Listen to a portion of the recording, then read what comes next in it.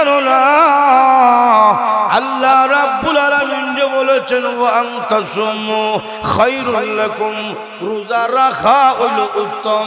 রোজা রাখা ভালো কাজ। কেমন ভালো আমল, কেমন উত্তম আমল! কিয়ামতের কঠিন ময়দানে নামাজ পড়ার পুরস্কার আল্লাহ রাব্বুল আলামিন বান্দার হাতে ডাইরেক্ট দান করবেন না। কুরআন তেলাওয়াতের আমলের পুরস্কার আল্লাহ রাব্বুল আলামিনের কুদরতি হাতে বান্দার হাতে দিবেন না। হজ করার পুরস্কারের সওয়াবের পুরস্কার আল্লাহ রাব্বুল আলামিন কুদরতি হাতে বান্দাকে দান করবেন না। কিন্তু রোজা এমন একটা আমল, যে আমলের পুরস্কার মহান আল্লাহ রাব্বুল আলামিন তার বান্দিকে ডাইরেক্ট কুদরতি হাতে দান করবে। লিতুনযির কওমান মা উনযির আবাউহুম ফাহুম গাফিলুন।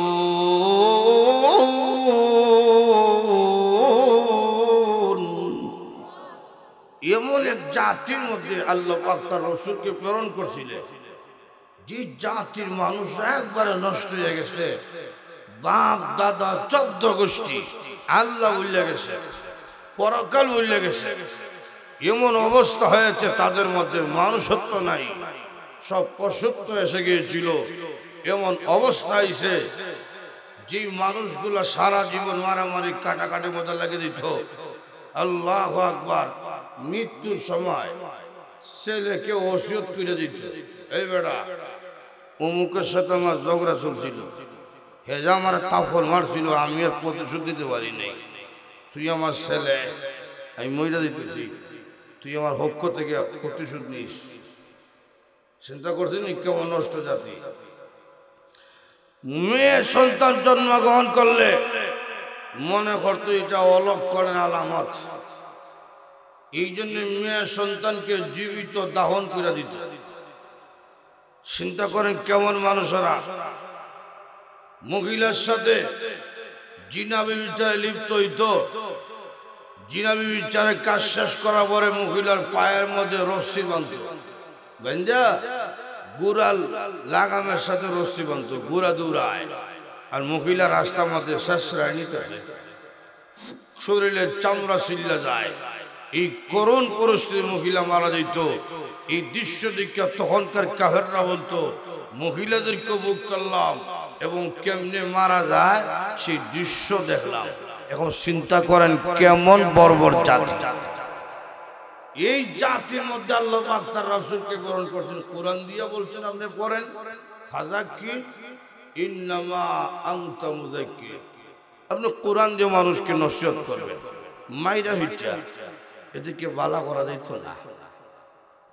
মারলে ভিটলে মানুষ ভালো হয় না, নীরব হয়। কথা কোন ঠিক?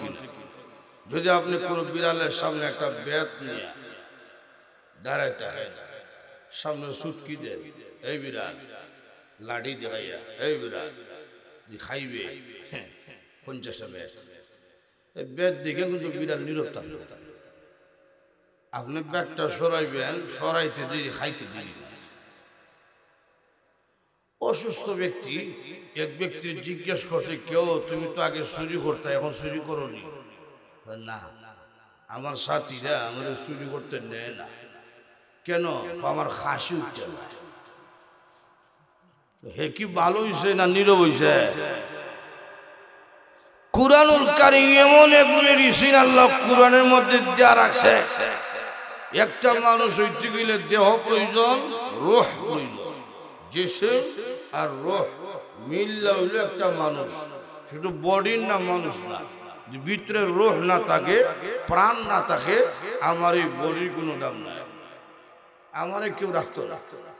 সন্তান দুনিয়াতে আয়, মরা সন্তান আয় না, তখন কি মা বাবা ফিরে তো ঢুকে রেখে দেয়? প্রাণ নাই, তার কোনো দাম নাই।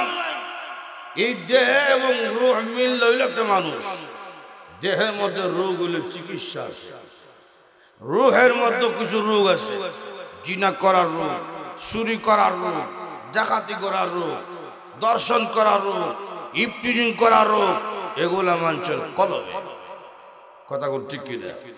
কলবের মধ্যে যত রোগ আছে সব রোগের মেডিসিন দিয়েছে আল্লাহর কোরআনে। সুবহানাল্লাহ জোরে বল। আল্লাহ কোরআনে বলছে শিফাউল লিমা ফিস সুদূর।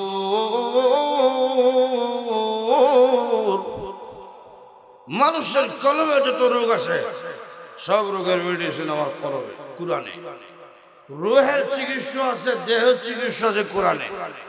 এই জন্য আল্লাহ পাক বলছেন নবী আমার আপনি কোরআন তেলাওয়াত করুন, আমি আল্লাহ মানুষের চরিত্র পরিবর্তন করে দিব।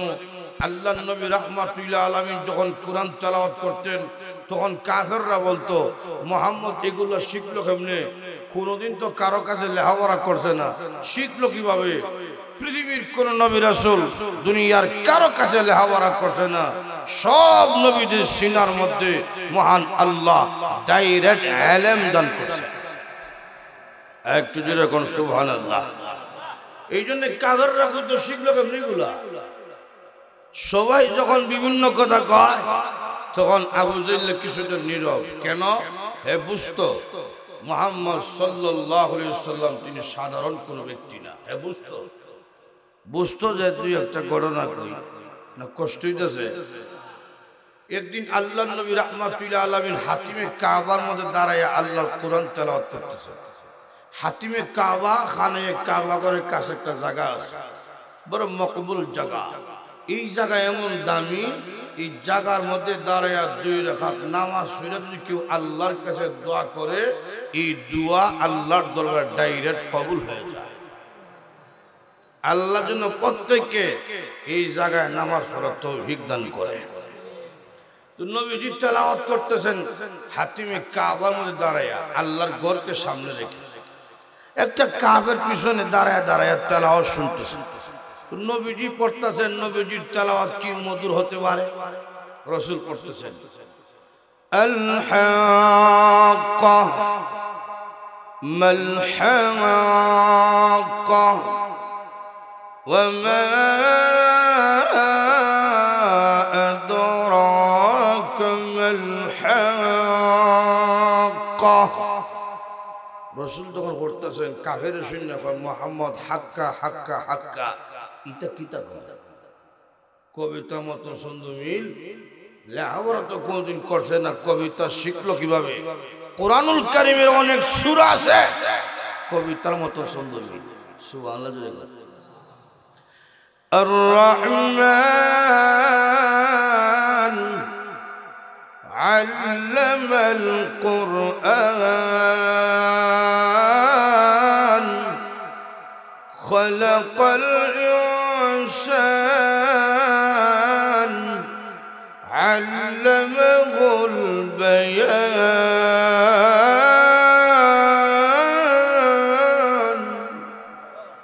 কোরআনুল কারীমের প্রতিটা আয়াতের শেষে একটা মিল আছে কবিতার মতো। এটা আমরা দেশের কবিতা না, আমরা দেশের কবিতা হইল হাড্ডিমা ডিম ডিম মাথায় দুইটা খারা সিং তারা মাঠে ঘরে ডিম হাড্ডিমা ডিম ডিম। এটা হইল আমরা কবিতা। আপনার দেশে হাঁস মুরগি আসেনি? ইয়া আল্লাহ, যেইভাবে কথা কইতেন বোঝা যায় হাঁস মুরগি মনে চিনেন না। সামনে তো খানি আছে, একটু একটু খিদা রাখান না। হাঁস মুরগি আসেনি? মাথা সিং আসেনি? ডিম দেয়নি? তো যাদের সিং নেই তারা ডিম দেয়। গরু ছাগল আছে ডিম দেয়, কিন্তু মাথায় সিং আছে। যাদের মাথার সিং আছে তারা ডিম নাই, যারা ডিম আছে মাথার সিং নাই। তো আপনার ছেলে স্কুলে কিতা শিখছে? হ্যাঁ, কুরআনুল কারীমের আলিফ বা থেকে মিনাল জিন্নাতি ওয়ান নাস পর্যন্ত প্রতিটা হরফ প্রতিটা আয়াত আল্লাহ অনর্থক নাজিল করেন নাই, জগৎবাসীর কল্যাণের জন্য আল্লাহ নাজিল করছেন। কথা কোন ঠিক কিনা? অবাস্তব কিচ্ছু কোরআনে নাই। হাসায় কয় হাসি, হাসে কয় হাসা, ইনে হাসা হাসি করে কানা কান। ইটা কিটা? আব্দুর রহমান জামি রহমতুল্লাহ আলাইহি উনি আমি একটা কবিতা বানাইছি তাদের মধ্যে। আমার কবিতা হইল দাদা কয় দাদি, দাদে কয় দাদা, এই নিয়ে দাদা দাদি করে ভাদাভাদি। ও তোমরা আশা আসি তোমার ভাদাভাদি মিল আছে বলা, তোমরা তো ঠিক হইলে আমার তো না। লক্ষ্য করে দেখেন কাগররা কত মোহাম্মদ শিখলো কেমন কবিতা। তখন নবীজির জবান দিয়ে আল্লাহ একটা আয়াত বের করছেন, সুবহানাল্লাহ। ইন্নাহুল কাউলু রাসূলিন কারীম।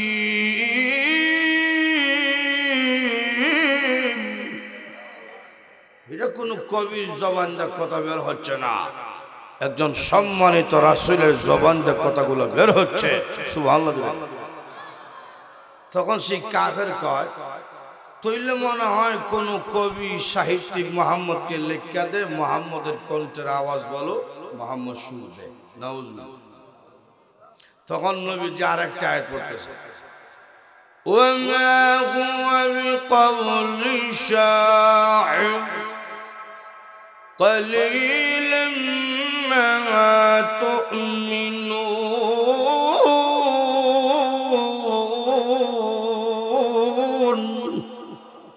এটা কোনো শাইরের কথা না, কোনো কবির কথা না।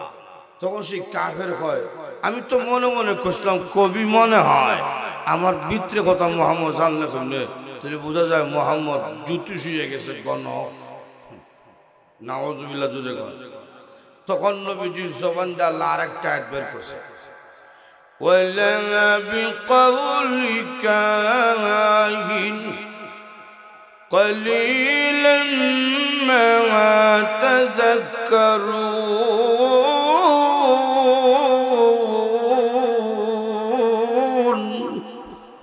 এটা কোন জ্যোতিষের কথা না। তখন সেই কাফের কয় কবির কথাও না, জ্যোতিষের কথাও না, তাহলে কার কথা? কার কথা? এটা জবাব দেওয়ার জন্য মহান আল্লাহ আরেকটা আয়াত নবীজির কাছে নাজিল করছেন, সুবহানাল্লাহ। তানজিলুম মির রাব্বিল আলামিন।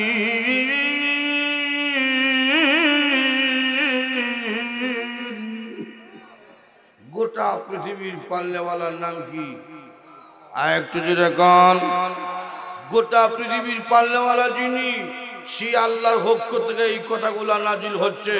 তখন সেই কাফের চলে গেছে দুরমাইরা আবু জেলের কাছে, যা বলছে আবু জেল সাহেব মোহাম্মদ সত্য নবী, আর যা তেলাওয়াত করে এগুলা দুনিয়ার কোন কবির কথা না, কোন সাহিত্যিকের কথা না, এগুলা নিশ্চয়ই আল্লাহ প্রদত্ত কথা। তখন আবু জেল কয় তুই আজকা বুঝছো?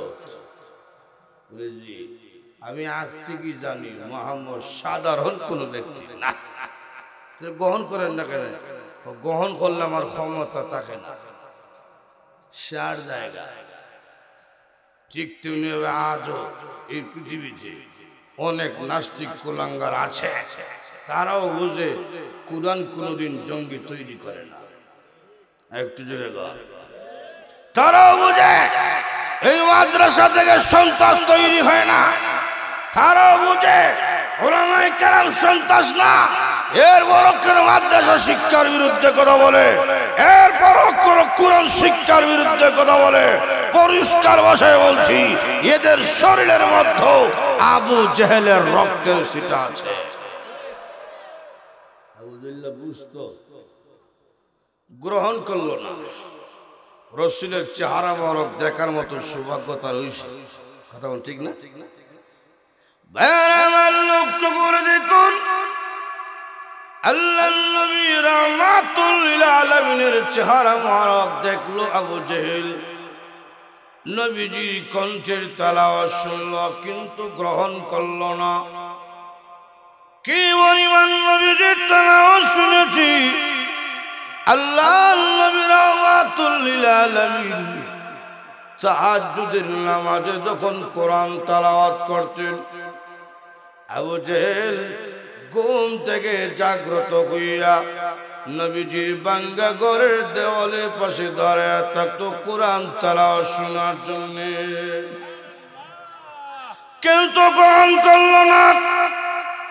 নবীজির চেহারা মোবারক দেখার মতন ভাগ্য হইল, কিন্তু নবীকে গ্রহণ করল না। কুরআন তেলাওয়াত শুনেছি কিন্তু গ্রহণ করল না। আর আবু বকর সিদ্দিক রাদিয়াল্লাহু আনহু একই বাড়ির মানুষ, একই বংশের মানুষ, তিনিও নবীকে দেখছেন, নবীজির তেলাওয়াত শুনেছেন।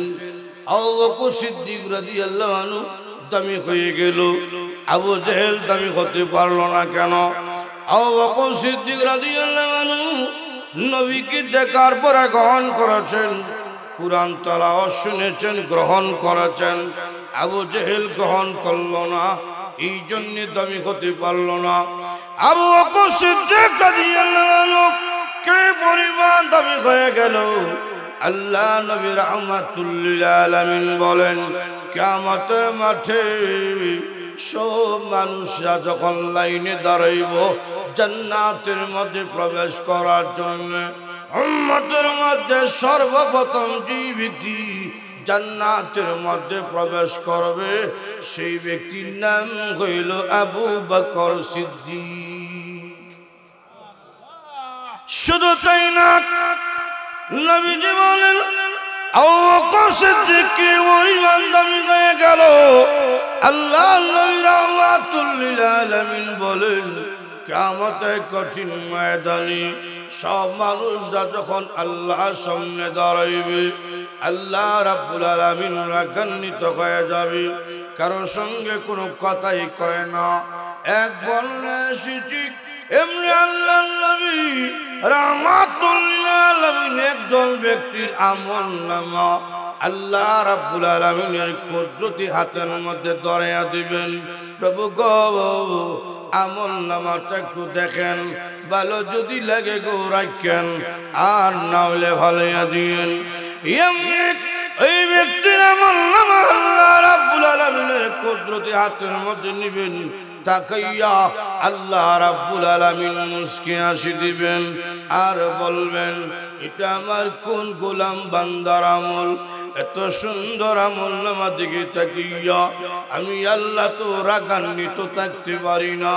যে ব্যক্তির আমলনামা দিকে তাকাইয়া আল্লাহ রাব্বুল আলামিন মুস্কি হাসি দিবেন সেই ব্যক্তির নাম হইল আবু বকর সিদ্দিক। সম্মান বেড়ে গেল, ইজ্জত বেড়ে গেল। কেন? নবীকে গ্রহণ করছে, কুরআন গ্রহণ করছে, সেইকে গাজীনগরী, সেইকে কাতিয়া, সেইকে বায়ামপুরি, সেইকে গহরপুরি, সেইকে বরণী, তারা মন্ত্রী প্রেসিডেন্ট হইছেন, এই জন্য সম্মান বাড়ছে। এরকম না, ইলম কুরআন এবং সুন্নাহর সাথে সম্পর্ক ছিল, নবীকে গ্রহণ করছেন, কুরআন গ্রহণ করেছে, এই জন্য ব্যক্তির সম্মান আল্লাহ দুনিয়া এবং আখিরাতে বাড়াইয়া দিয়েছে। কথা কোন ঠিক? আজকে গোটা বিশ্বে মুসলিম জাতি লাঞ্ছিত, মুসলিম জাতি রক্তাক্ত। এর কারণ কি? আমরা তো সংখ্যায় কম না, আমরা সংখ্যায় অনেক বেশি। এর পরে কেন আমরা রক্তাক্ত হই, কেন আমরা ভিটা খাই? এই মুসলিম জাতি তো মারি খাওয়ার জাতি না। কথা কোন ঠিক কিনা? শাইখুল হিন্দ মাহমুদুল হাসান দেওবন্দি রাহিমাহুল্লাহ, তিনি মাল্টার জেলের মধ্যে ছিলেন। মাল্টার জেল থেকে বেরোইছে, উলামায়ে কেরামের সামনে বক্তব্য দেয়, এই উলামায়ে কেরাম, মাল্টার জেলের মধ্যে গিয়া দুইটা সবক আমি শিক্ষা গ্রহণ করছি। কি সবক জানোনি? আমি মাল্টার জেলে যখন গেলাম দুইটা সবক পাইছি।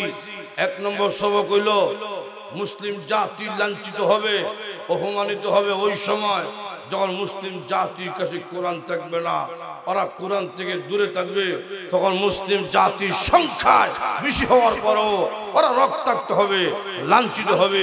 দুই নম্বর কারণ হইল মুসলিম জাতির মধ্যে ঐক্য থাকবে না, এদের ঐক্যতা হারিয়ে ফেলবে, বিভিন্ন গ্রুপ তৈরি হবে। আজকে আমরা মধ্যে কত দল আছে, এটা আল্লাহ ছাড়া হিসাব আমার কাছে নাই। কথা কোন ঠিক কিনা? লক্ষ্য করে দেখেন, আজকে কোরআন থেকে আমরা দূরে, নবীর সুন্নাত থেকে আমরা দূরে। কথা কোন ঠিক কিনা? জিজ্ঞেস করেন, এই বেটা দুইটা সূরা আমার শোনা। হুজুর পারি না। লেবাসের দিকে তাকাইলে দেখা যায় এমন পোশাক পরছে, সিরা ফ্যান আঁটুর নিচে সিরা, বুঝা যায় কুত্তায় খামড়দার টুকরা নিচে গা। কথা কোন ঠিক কিনা? 2-3 বছর আগে যখন দেখছিলাম সিরা, তো ভাবছি মনে কুত্তা কামড় দিছে আর গরিব ছেলে কিন্তু করছে না। পরে শুনি না এটা কুত্তার খাবারও না সিরাও না এটা নাকি ফ্যাশন এখন তুই সিরা ভুইরা কয় ফ্যাশন কোনদিন তো সেন্ট করলে ফ্যাশন আগে ছিল আঁটুর নিচে সিরা এখন দেখছে আঁটুর উপরে সিরা অর্থাৎ অফিসের কাছাকাছি গেছে গা এই মুসলমান আমাদের অবস্থা কেন দেখলে সিনা যায় না এটা যে মুসলমান না ও মুসলমান নবীজি পৃথিবীর জমিতে বিদায় হওয়ার পরে সাহাবাই কেরাম বিভিন্ন দেশে চলে গেছে কালেমার দাওয়াত দিয়ে যারা কোনোদিন নবী সাহাবিকে দেখছে না উঠা বসা লেনদেন দেখিয়া হুসাগারি দেখিয়া সলাহেরা দেখিয়া বুঝতে পারতো তিনি আমরা মতো সাধারণ না তিনি একজন নবীর সাহাবী সুবহানাল্লাহ। আমাদের অবস্থা কেন দেখলে চীনের মতন কোনো আলামত নাই জিজ্ঞেস করে এটা তোর নাম কি রতন তো ভাই আছে জি নাম কি দা তো সফল তো বই না চিনি জি একটা আছে নাম কি দা প্রিয়াঙ্কা রতন সফল প্রিয়াঙ্কা এই নাম শুনে কি মুসলমানের আওলাদ বোঝা সম্ভব? সংগ্রামের সমাজে আমরা দেশে হামলা করছিল পাকিস্তানিরা এটা তো আমি আর দেখছি না গল্প শুনছি দেখমু কেমনে সংগ্রাম আমার 1 বছর পরে আমার বাপে বিয়া করছে সুতরাং দেখার চান্স আমি নিয়েছি গল্প শুনছি পাকিস্তানিরা পিটাইছে মুসলমানদের চেয়ে হিন্দুরা বেশি তো হিন্দুরা মুসলমান পরিচয় দিলে সেইটা চাই আমরা হিটা খাই তো আমরা এখন তো মুসলমান পরিচয় দিলে কি তো ভগবান নাড়া দিব দেখ গ্রেফতার তারা কয় মারিস না আমরা মুসলমান তো পাকিস্তানিরা সাইরা পাকিস্তানিদের কাছে তথ্য গেছে হিন্দুরাও যান বাঁচাবার জন্য মুসলমান পরিচয় দেয় এর ঘরে যখন গ্রেফতার করতো জিজ্ঞেস করতো তুমি কোন মুসলমান ভাই মুসলমান মুসলমান কালেমা বাঁচা তো হিন্দুরাও যান বাঁচবার জন্য কালেমও শিক্ষা দিয়েছে বাঙালি তো বেকল না সালাক এমন সালাক রিস্কের এবার রিস্কের মধ্যে লেখছে আমি তোমার স্বামী হিসেবে গ্রহণ করছি কাগজে লেখছে রিস্কের মধ্যে বুঝে রয়েছে একজন ম্যাডাম হয়েছে ভাই জিন্দাবাদ দিবে জি পড়েন কিছুক্ষণ চালায় গেছে সামনে গিয়ে আমার ম্যাডাম কাগজে লেখারা একটু হইরা আমার শুনেন আমার সদ্য গোষ্ঠী স্কুলে গেছে না একটু হইরা শোনায় তো ম্যাডামে হইরা শুনেতেছে আমি তোমার স্বামী হিসেবে গ্রহণ করলাম এও হয় আমিও তোমার স্ত্রী হিসেবে গ্রহণ করলাম দেখছেন যে কেমন সালা এরাও কয় আমরা জান বাঁচবার জন্য কালেমা শিখালাইছি তো পাকিস্তানেও তো বেক করলাম এইটাও সালাকের বাপ এর ফলে যখন শুনছি হিন্দুরা কালেমা শিখছে গ্রেফতার করতে গ্রেফতার করার পরেই হিন্দুরা জিকির শুরু করিলাই পাকিস্তান কোথায় না কাহরুরা আগে দেখলে আগার অবস্থা কি আমাদের অবস্থা এখন এই হইছে দেখলে সিনার মতন কোনো উপায় নাই মুসলমানের সন্তানীয় সুদ খায় আবার মসজিদও গিয়া ইমাম সাহেবের পিছনে যে জায়গাটা এটা তার দখলে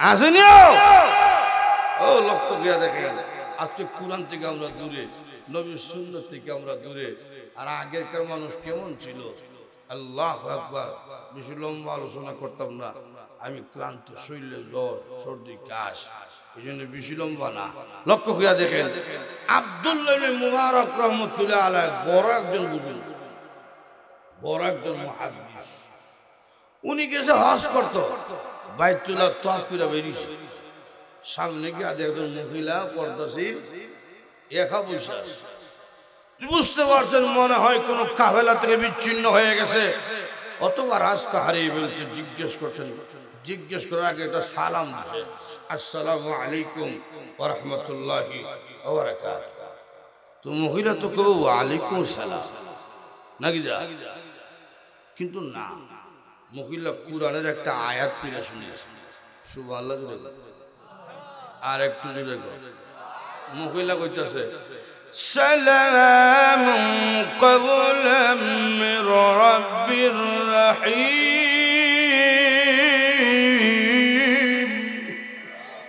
রব্বির রাহিমের পক্ষ থেকে তুমি সালাম গ্রহণ করো। আব্দুল মুবারক তো আমরা মতো বলতো মার্কা মৌলবি না, উনি বুঝা কয় বিষয় কি রে? আমি কইলাম কথা সালাম দিলাম তো ওয়ালাইকুম সালাম কইল আয়াত পড়ে শুনে বিষয় এই মহিলা সাধারণ না। জিজ্ঞেস করলেন মহিলা, আপনি কি রাস্তা ভুলে গেছেন গো? একা কেন বইসা আছেন গো মা? মা গো, ও মা, আপনি কি কাফেলা থেকে বিচ্ছিন্ন হয়ে গেছেন? আরেকটা আয়াত দিয়ে জবাব দিল, মাইয়াদিল্লাহু ফালা হাদিয়া লাহু, আল্লাহ যদি কাউকে রাস্তা বলিয়া দেয় পৃথিবীর কেউ তাকে রাস্তা দেখাইতে পারে না। এই আয়াত দিয়া বুঝাইছে আমি রাস্তা বললে গেছি। বলেন গো, কয়দিন হইছে এই জায়গার মধ্যে আপনি অবস্থান করছেন গো মা? এমনি মহিলা ডাক দেখা যুবক রে, 3 রাত হইছে এই জায়গার মধ্যে আমি আছি। ও মা, আপনার সাথে কোনো খাবার দেখি না, কোনো পানীয় দেখি না গো মা, আপনি কি খান কি পান করেন? এমনি মহিলা আর একটা আয়াত দা জবাব দিল, হুয়ায়তু আইমনি ওয়া ইয়াসকিন। জোরে কোন আল্লাহু আকবার। আল্লাহ মাকে খাওয়ায়, আল্লাহ মাকে পান করায়। আব্দুল মুবারক কয়, মহিলা আপনার বাড়ি কই? যাইবেন ওদের কাজ শেষ কইরা বাড়ি কই যাইব কই? এর জবাবটাও দিছে কোরআন থেকে। সুবহানাল্লাহ, জোরে কর। একটু চিন্তা করে দেখেন কোরআনের সাথে কি গভীর সম্পর্ক। বাড়ি কই যাইব কই? কোরআন দেখেন। সুবহানাল্লাযী আসরা বিআবদিহি ليلا من المسجد الحرام إلى المسجد الأقصى। এই আয়াত পড়া শুনে কয়, এটা তো বুঝাইছে আমার বাড়ি ফিলিস্তিন, মসজিদে আকসা হইল ফিলিস্তিন, আর মসজিদে হারাম হইল মক্কায়। আমি মসজিদে হারাম থেকে ইলাল মসজিদিল আকসা, আমি আকসা তো ফিলিস্তিন যেতাম, আমার বাড়ি ফিলিস্তিন। সুবহানাল্লাহ, জোরে কর। এই মহিলা, আপনার সাথে কোনো খাবার নাই মা, আমার সাথে জমজম পানি আছে, নেন, খেজুর আছে, খান। এখন খাইব কি খাইতো না? এর জবাব দিয়েছে কোরআন থেকে। সুবহানাল্লাহ, জোরে কর। আতিম্মুস সিয়ামা ইলাল লাইল।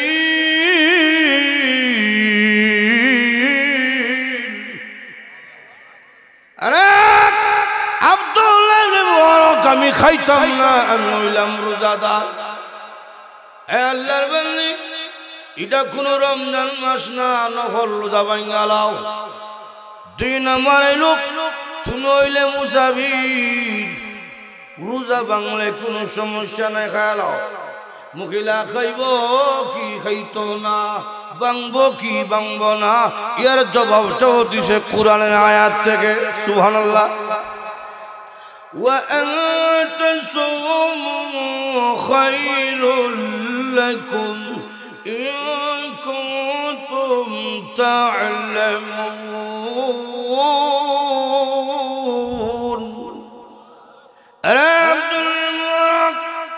তুমি আমাকে বলেছো এটা রমজান মাস না, যেন আমি ভেঙে বলি। তুমি আমাকে বলেছো এটা নফল রোজা, যেন আমি ভেঙে বলি। আব্দুল্লাহ মুবারক, তুমি কি জানো না আল্লাহ রাব্বুল আলামিন যে বলেছেন ওয়া আনতাসুমু খায়রুল লাকুম, রোজা রাখা হইল উত্তম, রোজা রাখা ভালো কাজ। কেমন ভালো আমল, কেমন উত্তম আমল? কিয়ামতের কঠিন ময়দানে নামাজ পড়ার পুরস্কার আল্লাহ রাব্বুল আলামিন বান্দার হাতে ডাইরেক্ট দান করবেন না। কুরআন তেলাওয়াতের আমলের পুরস্কার আল্লাহ রাব্বুল আলামিনের কুদরতি হাতে বান্দার হাতে দিবেন না। হজ করার পুরস্কারের সওয়াবের পুরস্কার আল্লাহ রাব্বুল আলামিন কুদরতি হাতে বান্দাকে দান করবেন না। কিন্তু রোজা এমন একটা আমল, যে আমল আমলের পুরস্কার মহান আল্লাহ রাব্বুল আলামিন তার বান্দাকে বান্দিকে ডাইরেক্ট কুদরতি হাতে দান করবে। এত ফজিলতুল আমল আমি বাংতা পেনে আর আমরা রমজান মাস আইলে কই গ্যাস্ট্রিকে গুতায় কথা কোন ঠিক নেই লেবু সারা সারা আদা দে লেবু না লক্ষ্য কইরা দেখেন রোজা বড় ফজিলতুল একটা আমল আমি বাংতাও না আব্দুল মুবারক বুঝছি আপনি খাইতা না বাদ দেন আপনি কোন আপনি কি একা আইছেন হজে না বাচ্চা কাচ্চা বা কেউ সাথে আসিল সাথে কেউ ছিল কি ছিল না এর জবাবটাও দিছে কোরআনের আয়াত থেকে সুবহানাল্লাহ জোরে আল মাল ওয়াল বানুন জিলাতুল হায়াতিদ দুনিয়া এই আয়াতটা বুঝিছে এই আয়াতটা আল্লাহ কইছে সন্তান এবং সম্পদ এগুলো দুনিয়ার একটা সৌন্দর্য এই আয়াতটা বুঝিছে আমার আওলাদ আমার সাথে আছে আমার ছেলেরা আমার সাথে আছে সুবহানাল্লাহ আব্দুল মুবারক কয় মা আপনার ছেলেদের নাম কোন নাম হইলে আমি মানুষের কাছে যাবো ডাকতে থাকবো ছেলেদের নাম দুইটা তারা বের হইব আপনার সাথে সামনে আমি নিয়ে আইব এতক্ষণ তো কথা কইছে আয়াত এখন ছেলেদের নামও কইতেছে কোরআনের আয়াত আমরা দেশে বেচতে হইতে পারবো হইতো কেমনে কোরআনের আয়াত কি মুসলমানের নামই রাখছে রাখছে পাপ্পু বল্টু রাখছে হে বেবি ইমাম সাহেব না ইমাম সাহেব লম্বা রান খানা দোয়া করেন মেয়েটার নাম রাখেন ইমাম সাহেব রাখল মরিও না এটা হুরান হুরান শর্টকাট একটা নাম রাখেন রাখল সুইটি ইটা দিয়ে সুইটি বেবি টেস্কি এটা আমরা কাছে ভালো লাগে আগে একটা গাড়ি ছিল সিএনজি বের হওয়ার আগে নাম ছিল বেবি সিএনজি এবার আগে বেবি এটা শুধু এটা বেবি খানে এটা চালাইতে চালাইতে দৃষ্টি হইতো না রেলগাড়ি হইতো না এই জন্য এটা বেবি তুমি যে তোমার মেয়ের নাম রাখছো বেবি এটা যখন কিছুদিন পরে ভালো নিকবো নাম দিতে দৃষ্টি বড় হইলে যখন বিয়া দিব বাচ্চা কাচ্চুইব নাম দিতে রেলগাড়ি ডাব্বা ডুব্বো উইসে বালা একটা নাম রেখে যাতে নাম শুনলেও বুঝা যায় এটা মুসলমান কথা কোন ঠিক মহিলা ছেলেদের নাম কইতাছে কোরআনে আয়াত সুবহানাল্লাহ ওয়াত্তাখাযাল্লাহু ইব্রাহিম খলীলা ওয়া কাল্লামাল্লাহু মূসা তাকলীমা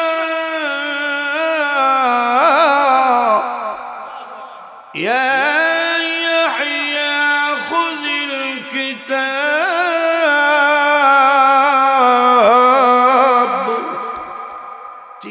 থেকে তিন নবীর নামে তিন ছেলের নাম কুইয়া দিছে আমার বড় ছেলের নাম ইব্রাহিম দ্বিতীয় ছেলের নাম মূসা তিন নম্বর ছেলের নাম ইয়াহইয়া সুবহানাল্লাহ আব্দুল মুবারক মানুষের বিয়ে চলে গেছে ডাকতেছে ইয়া ইব্রাহিম ইয়া মূসা ইয়া ইয়াহইয়া ডাকতেছে ছেলেদের নাম গুলা তিনজন যুবক এসে হুজুর ডাকেন কেন এই তোমরা মা কো হুজুর আমরা মারে 3 দিন আগে হারাই হয়েছি হইতেছি না খুঁজছে তোদের মা আমার কাছে আছে নিয়ে এসে 3 যুবক নিয়ে আমার ঘরে মহিলার কাছে দেওয়া যাইতেছে যাওয়ার সময় তোদের মেয়েটা কেমন মারে কুরআন ছাড়া কোনো কথাই কয় যত বড়ই আলেম থাকে না কেন তাহলে কুরআন দা কথা কইলে বুঝতে কিছুটা হইল দেরি হয় আমার তো বুঝতে সমস্যা এইটা খালি কুরআন দা কথা কয় বিষয় কি ডাইরেক্ট জব করে তখন যুবকরা কয় হুজুর আপনার মা এমন মা আজকে 40 বছর হয়ে গেছে কুরআন ছাড়া দ্বিতীয় একটা কথাও কইছে না আর একটু যদি এখন সুবহানাল্লাহ আব্দুল মুবারক মহিলা জায়গা যাওয়ার সময় একটা জবাব শুনে যাই। এতক্ষণ তো খালি কোরআনে আয়াতটা করেছেন, এই জবাবটা দেন। আপনি কুরআন সারা কথা কন না কেন? কুরআন সারা কথা কেন কয় না? এটার জবাবও দিচ্ছে কোরআন থেকে। একটু যদি কন, মা ইয়ালবিদু মিন কওলিন ইল্লা লাদাইহি রাকীবুন আতীদ।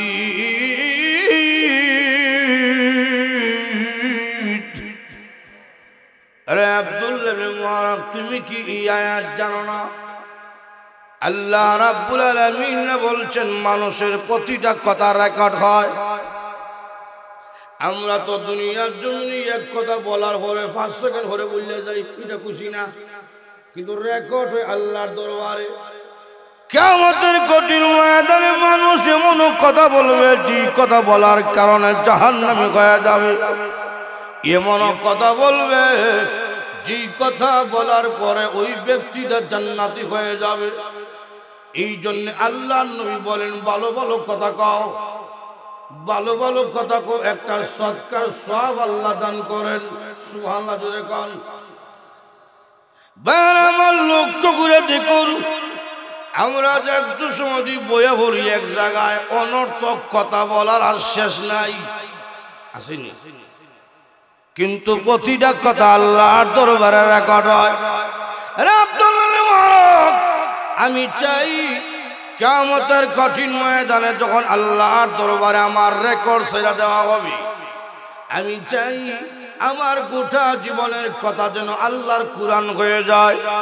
যদি আল্লাহর কুরআন আমার কথাগুলো হয়ে যায়, আমি হয়ে যাব কুরআনওয়ালা।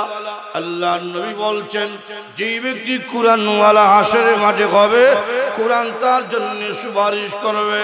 কুরআন যে ব্যক্তির জন্য সুপারিশ করবে, আল্লাহ রাব্বুল আলামিন তাকে বিনা হিসাবে জান্নাত দান করে দিবে।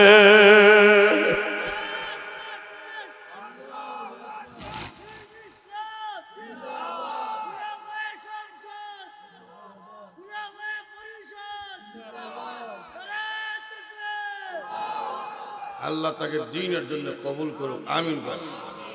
লক্ষ্য করে দেখেন, কুরআন ওয়ালা হয়ে হাসরের মাঠে উঠতে চাই কি চাই না? একটু জোরে গান। এই যে মাদ্রাসা এলাকায় হইছে, কুরআন ওয়ালা হওয়ার একটা সৌভাগ্য, কথা কোন ঠিক কিনা? কুরআন ওয়ালা হওয়ার জন্য একটা সুযোগ পাইছেন, দারুণ সুযোগ। নূরউদ্দিন গহরপুরী রাহিমাহুল্লাহ তিনি বলতেন, তোমরা আলেম হইতে পারছো তো কিতা হইছে, আলেমের বাবা হইল। সুবহানাল্লাহ জোরে বল। আলেমের বাবা হইতে পারছো না, কমপক্ষে আলেমের শ্বশুর হও। এটারও চান্স নাই। কমপক্ষে মাদ্রাসাকে ভালোবাসো, মাদ্রাসার আলেম উলামাদেরকে ভালোবাসো, আল্লাহর দরবারে কুরআন ওয়ালা হয়ে দাঁড়াতে পারবা। যদি একটা ছেলেকে আলেম বানান, একটা ছেলেকে মাদ্রাসা ভরা, লাভটা কি? এই কয়েক মিনিটের লাভটা কি? মেয়ের ভরে মোনাজাত, লাভটা কি? আমার মেয়েকে মাদ্রাসা দিতাম, আমার ছেলেকে যে ভরাইতাম, লাভ কি? লাভটা কি? দুনিয়ার লাভের শেষ নাই, দুনিয়ার লাভের শেষ নাই। এখন আখিরাতে কি লাভটা এটা শুনে। আপনার ছেলেকে ডাক্তার বানান, ইঞ্জিনিয়ার বানান, ব্যারিস্টার বানান, এটা আমাদের নিষেধ নাই, ইসলাম আপনাকে নিষেধ করে নাই। কিন্তু মুসলমানের সন্তানের সর্বপ্রথম যে শিক্ষা, এই শিক্ষা হইল কোরআন শিক্ষা। একটু জোরে কর। যদি আপনার ছেলেকে মাদ্রাসা দেন, মেয়েকে মাদ্রাসা, লাভ কি? মৃত্যুর সময় যখন সাকরাত শুরু হয়, এই ডাক্তার ছেলে কাজাইতো, ইঞ্জিনিয়ার ছেলে কাজাইতো। আশরাফ আলী থানভী রাহমাতুল্লাহ আলাইহি ওনার কিতাবে দৃষ্টান্ত আছেন, এইভাবে এক ব্যক্তি 60টা ছেলে, একটারে ডাক্তার বানাইছে, একটারে ইঞ্জিনিয়ার, একটারে ব্যারিস্টার, ফিচিজিটা এটা দিয়ে দারুস সালাম দিব। বাবা সাকরাত শুরু হইছে, ডাক্তার তো শোনা মন সবার দেখে আইছে, দূর লম্বা লম্বা কলা লইয়া, অসুস্থ বাবা। আজরাইলে বুক জাতা মারা দৌড়ছে, কলা খাইবার সুযোগ আছে, ব্যারিস্টারও দূর মারছে, হেলদি রসুল বলছেন সাকরাতওয়ালা ব্যক্তির জবান দেয়া একটু পানিও দিবে, এত কষ্ট, সব কাজ করে না, সব একবার নিস্তেজ হয়ে যায়। হাত থাকে কিন্তু শক্তি থাকে, পা থাকে শক্তি থাকে, আজরাইল জাতার সাথে সব। তো লক্ষ্য করিয়া দেন ডাক্তার যে ব্যারিস্টার যে আফেল লইয়া আইলো খাইবার সুযোগ আছে। দারুস সালাম যে মেয়ে হরে ছেলে হরে ও কুরআন নিয়ে দূর মাসে একজন জিজ্ঞেস হয় কি গো তোর ভাই গেল আফেল লইয়া, তোর ভাই গেল কলা লইয়া, তুই কুরআন লইয়া। যে আমরা হুজুর কইছে মা বাবা সাকরাতের সময় সূরা ইয়াসিন তেলাওয়াত করলে মহান আল্লাহ সাকরাতের আযাব মাফ করে। মাতার কাছে বইসা সূরা ইয়াসিন তেলাওয়াত শুরু করছে। ইয়াসিন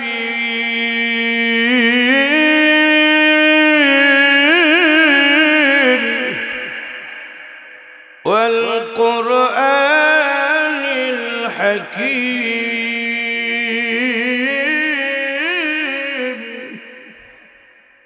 যে মাত্র ইয়াসিন সূরা তেলাওয়াত শুরু করবে এমনি আল্লাহ রাব্বুল আলামিন বলবেন আজরাইল তার বাবার বুকে যে তোমার হাত রাখিয়া চাপ দিয়েছিলে হাত সরাও। রে আজরাইল সরাও, চাপ দিও না। আমার বান্দার সন্তান মাতার কাছে বইসা সূরা ইয়াসিন তেলাওয়াত করার কারণে আমি আল্লাহ রাব্বুল আলামিন তার মা বাবার সাকরাতের আযাব মাফ কইরা দিলাম। মেয়েকে ছেলেকে কুরআন শিক্ষা দেওয়ার কারণে লাভ হইছে নি? তখন আফসোস করবে, হায় আফসোস একটারে দিলাম মাদ্রাসা আরেকটারে দিলাম না। এটা আমার কথা, আল্লাহ কুরআনে কইছে লাউলা আখরতনি ইলা আজাল করিব।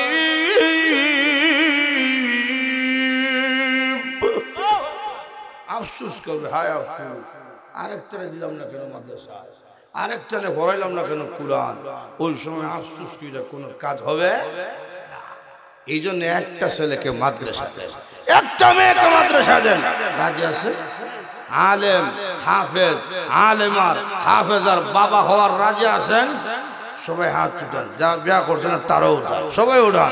আল্লাহ প্রত্যেককে আলেম হাফেজের বাবা হিসেবে কবুল করেন, আমিন করেন। সাকরাতের আযাব মাফ ছেলে ইয়াসিন পড়ার কারণে। 2 নম্বর হলো জানাজা।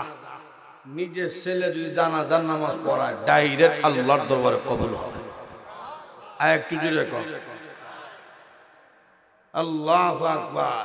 আপনার ফিটের মধ্যে চুলকাইতেছে, আপনার লাগাল হইতেছে, তো কাছে একজন ছিল, বলেন ভাইরে ফিটটা চুলকায় দে। ওই বেটা ওই জায়গায় চুলকায়, যেই জায়গায় চুলকায় এই জায়গায় না, হয়তো উহুরে আর নিচে। আপনি কষ্ট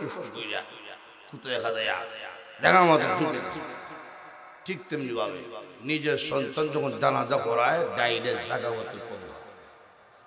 আমার এই বসে অনেক জানাজা পড়াইছি, কোনো মানুষের জানাজার মধ্যে আমার চোখ দিয়ে পানি আসে না। আসে তো না, আসাটা স্বাভাবিক। নিজের মা নিজের বাবার জানাজা যখন পড়েছি তখন যেন বুঝা গেছে আল্লাহু আকবারটা বলতে পারতাছি না, জুড়ে কান্নার কারণে। কেন? ওই বাবা আমার সামনে লাশ হইয়া ঘুমাইয়া রইছে। জি বাবা যখন আমি মাদ্রাসায় যেতাম গাড়িতে উঠিয়া পিছনে বাবা তাকিয়া থাকতো। যেদিন আমি মাদ্রাসা থেকে বাড়িতে আসতাম বাবা শুনছে আজকে চলে যাইতেছে, সারাদিন রাস্তা দাঁড়ায় থাকে। গাড়িতে নামাই দেখতাম বাবা আমার জন্য অপেক্ষা আছে, আর কে আমার জন্য দাঁড়াবে? ওই মা আজকে আমার সামনে লাশ হইয়া শুয়ে রইল। যে মা ভালো জিনিস খাইছে না, আমারে না খাওয়াইয়া খাইল না। যে মা ঈদের দিন বাড়িতে না আইলে সকলের ঈদ হইছে, মার ঈদ হইছে না। এই মা আজকে লাশ হইয়া শুয়ে রইল রে। আর কে আমার জন্য তাকাবে, আমার জন্য অপেক্ষা করবে? এই যে একটা কষ্ট সন্তানের বুকে, বুক ভরা কষ্ট নিয়ে সন্তান জানাজার নামাজ পড়ায়, চোখের পানি নাকের আগায় পৌঁছার আগে আগে আল্লাহ রাব্বুল আলামিন ডাক দা বলেন, রে ফেরেশতারা তোরা সাক্ষী থাক।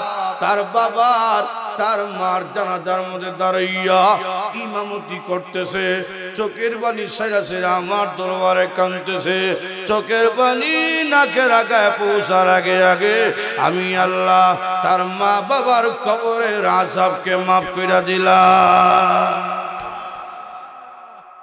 এই জন্য জানাজার জন্য হইল একটা ছেলের আলেম বানা। 3 নম্বর লাভটা কুয়ালাই তাফসীর ইবনে কাসির উল্লেখ করছেন। 3 নম্বর লাভ, আপনি দুনিয়া থেকে বিদায় হয়ে গেছেন, এখন আর কবরও গিয়া নেকি কামাই করার সুযোগ নাই। কথা ঠিক না? কিন্তু ছেলে যে পড়তেছে মাদ্রাসায়, মেয়ে যে পড়তেছে মাদ্রাসায়, বিসমিল্লাহ কইতাছে, আলহামদুলিল্লাহ কইতাছে, প্রতিটা হরফের সওয়াব বাবা মার কবরে আল্লাহ পৌঁছে আছে। মুসা পয়গম্বর যাইতেছে রাস্তা দিয়া, দেখতেছে রাস্তার পাশে একটা কবরস্থান, কবরের মধ্যে আযাব হইতেছে। দৃশ্য দিকে চলে গেছে, কয়েকদিন পর আবার এই রাস্তা দিয়ে আসে, দেখতেছে কবরে কোনো আযাব নাই। আল্লাহ আযাব মাফ কইরা কবরটাকে জান্নাতের বাগান বানাইছে। তো জিজ্ঞেস করে, এই কবরওয়ালা, কয়েকদিন আগে দেখছি কবরে আযাব, আজকে দিকে আযাব নাই, বিষয় কি? কবরের ভিতর থেকে আওয়াজ আসে, ও মুসা পয়গম্বর, আমি একজন পাপিষ্ঠ ব্যক্তি, একজন নাফরমান ব্যক্তি, যার কারণে মহান আল্লাহ আমার কবরে আযাব দিচ্ছিল। আযাব কেন মাফ করছে জানেননি? কই না। কেন আল্লাহ মাফ করছে? আমি যখন দুনিয়ার জমিন থেকে বিদায় হই, আমার স্ত্রী ছিল গর্ভবতী, আমার স্ত্রীকে ওসিয়ত করে ইসলাম, যদি আল্লাহ আমাকে কোনো ছেলে সন্তান দান করে, আমার ছেলেরা তুই মাদ্রাসা ভর্তি করিস। সুবহানাল্লাহ, জোরে কর। তাওরাত কিতাব পড়াইস। আল্লাহ পাক আমার স্ত্রীর কুলে একটা ছেলে সন্তান দান করছে, ছেলেটা কিছু বড় হইছে, আমার স্ত্রী আমার ছেলেকে মাদ্রাসা ভর্তি করে দিছে, তার উস্তাদ আমার ছেলেকে ফয়লা সবক দিছে, বিসমিল্লাহির রহমানির রহিম। আর যখন আমার ছেলে কইছে, সঙ্গে সঙ্গে উস্তাদের সাথে কইছে বিসমিল্লাহির রহমানির রহিম। সন্তান যখন কইছে বিসমিল্লাহির রহমানির রহিম, এমনি আল্লাহ রহমতের সাগরের মধ্যে জুস উঠছে। সুবহানাল্লাহ, জোরে কর। আল্লাহ ডাক দেখো, এ ফেরেশতারা, তার বাবার কবরে আমি আযাব দিতেছি, আর তার সন্তান কইতেছে দুনিয়াতে বিসমিল্লাহির রহমানির রহিম। আল্লাহ রহমান, আল্লাহ রহিম, চিকিত আমি রহমান, চিকিত আমি রহিম, রহমানের রহিম হইয়া তার বাবার কবরে কেমনে আযাব দিবে? এই ফেরেশতারা তোরা সাক্ষী থাক, তার সন্তান বিসমিল্লাহির রহমানির রহিম বলার কারণে আমি আল্লাহ তার বাবার কবরে আযাব মাফ কইরা কবরকে জান্নাতের বাগান বানাই। এই জন্য ছেলে মেয়েকে মাদ্রাসায় পড়ান। রাজি আছেন ইনশাআল্লাহ? কোরআনের যে প্রথম যে আয়াত নাযিল হইছে, ইকরা, কি ইকরা বলেন, কি শব্দ? ইকরা। এর অর্থ হইল কি? পড়েন। ডাইরেক্ট বলছেন রাসূলকে, ইনডাইরেক্ট বলছেন গোটা বিশ্বের মানুষকে পড়ুন, জ্ঞান অর্জন করুন। সেই জ্ঞানটা যদি হয় ইলমে ওহী, এই ইলমে ওহীর জ্ঞান মানুষকে জান্নাত পর্যন্ত পৌঁছে আনে। এই জন্য আমরা আল্লাহ পাক যেন আমাদের সকলকে কোরআনের নবীর সুন্নতের সাথে গভীর সম্পর্ক রাখার তৌফিক দান করেন। আরো জোরে বলি আমিন, আরো জোরে বলি আমিন। অসুস্থ শরীর না, ক্লান্ত শরীর নিয়ে এই আলোচনা করলাম। আল্লাহ পাক যেন প্রত্যেককে কোরআনওয়ালা হিসাবে কবুল করেন। কোরআনওয়ালা, কোরআনের মহব্বত কলবে রাখবেন। প্রত্যেকে মাদ্রাসার সাথে সুসম্পর্ক রাখবেন। কিভাবে মাদ্রাসা উন্নতি হয়, কিভাবে মাদ্রাসা আরো সুন্দর হয়, কিভাবে মাদ্রাসার লেখাপড়া আরো উন্নতি, এই না ফিকির করবেন, এই না চিন্তা করবেন। আল্লাহর দরবারে কোরআনওয়ালা হয়ে দাঁড়াতে পারবেন। আল্লাহ আমাদের প্রত্যেকে কবুল করুন। মাদ্রাসা, এই মাদ্রাসা লক্ষ্য করে দেখেন, সকলের মাদ্রাসা কি? সকলের, কোনো ব্যক্তির না। এই মাদ্রাসা সকলেই জান মাল দিয়ে এই মাদ্রাসার সাথে গভীর সম্পর্ক রাখতে হবে। কথা কোন ঠিক কিনা? আর জুড়ে গান আল্লাহ হাসনের মাঠে কইব ইয়কাল লিসাহিবিল কুরআন, এই কুরআনওয়ালারা হরতে থাকো আর চলতে থাকো। কুরআনওয়ালা কারা? শুধু আলেম আর